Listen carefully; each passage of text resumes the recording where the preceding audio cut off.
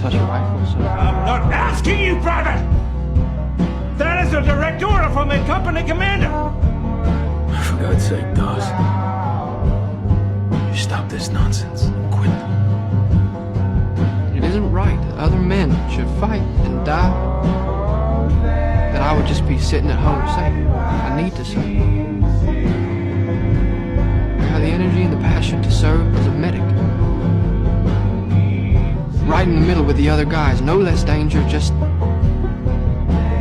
while everybody else is taking life, me saving it. You've done more than any other man could have done in the service of his country. And I've never been more wrong about someone in my life. Please, Lord, help me get one more. One more. Help me get one more.